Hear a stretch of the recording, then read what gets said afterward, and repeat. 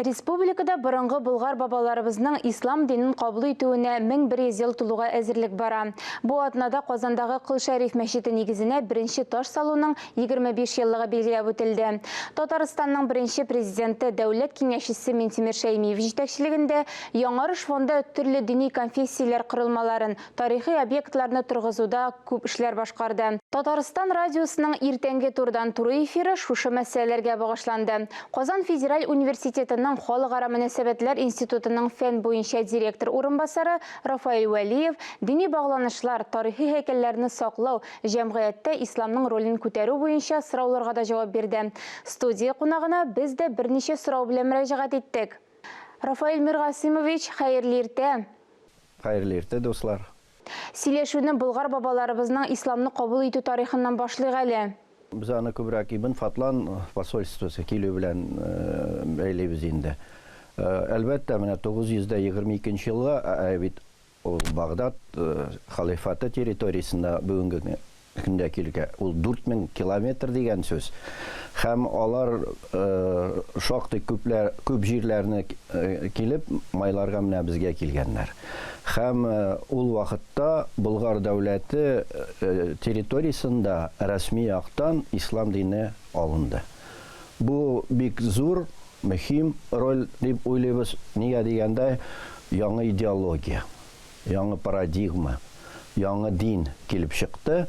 Чөнки болгарлар ул вакытка менә без беләбез инде 903 елда Ибн Русты язганда Болгар җирендә мусульманнар, мәдрәсәләр, мәчетләр булган. Ләкин рәсми яктан менә 922 елда гына дәүләт яңа динне алды. Яңа дин алу ул бит бүтән якка карый дигән сүз.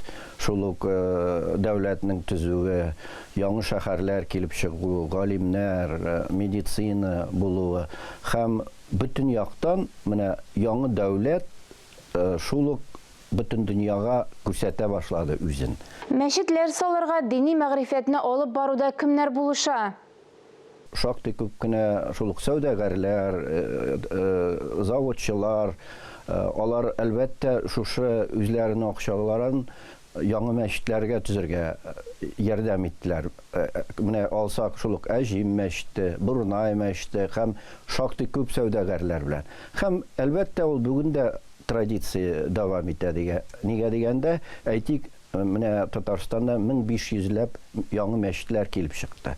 Менә Совет чорында карасак, 15-17 мәчет бөтен Татарстанга. Ә бүген 1500. Әлбәттә, менә шушы сәүдәгәрләр һәм хөкүмәт анарга ярдәм итте. Құл-Шариф мәчетенә беренче тапкыр кайчан нигез салына? Құл-Шариф мәчете ул 15-нче гасырда төзелгән. Менә тарихи чыгынаклардан күрсәк, аның төзүендә итальян архитекторлары да, чакырылган архитекторлар да төзергә ярдәм иттеләр дип беләбез инде.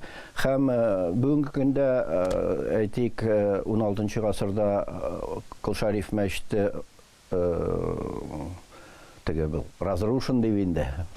Һәм менә 1995 елда Ментимир Шәриповичның указы булгач, аны рыслагач, шактый күп кенә эшләр башланды. Нигә дигәндә, әйтик, Құл-Шарифның кайда урыны булырга тиеш, археологик эшләр үткәрелергә тиеш, һәм конкурс. Һәм менә шушы конкурсны үткәргәндә Құл-Шарифның идеясы, мөһим идеясы менә шушы торгызу дигән, возрождение дип әйтәбез инде урысча әйткәндә.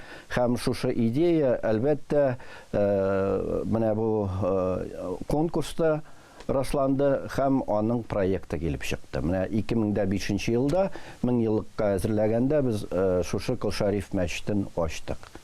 Һәм әйтергә кирәк, менә Кремльне 2000 елда Австралиядә бөтен дөнья мирасына керткәндә, әле ул вакытта Құл-Шариф мәчете төзелмәгән, ләкин аны күрсәткәч, менә 21 илдән шушы ЮНЕСКОның шушы комитетта катнашкан посоллары, алар бер яктан менә шушыны расладылар һәм мөһим дип санадылар. Яңарыш фонды тарафыннан эшләнгән тарихи әһәмиятле эшләрнең кайберләрен искә төшерергә әле. Шул ук фондны төзегәндә һәм тарихи мәдәни мирасны саклаганда Татарстанда менә шушы баланс дибез инде ул.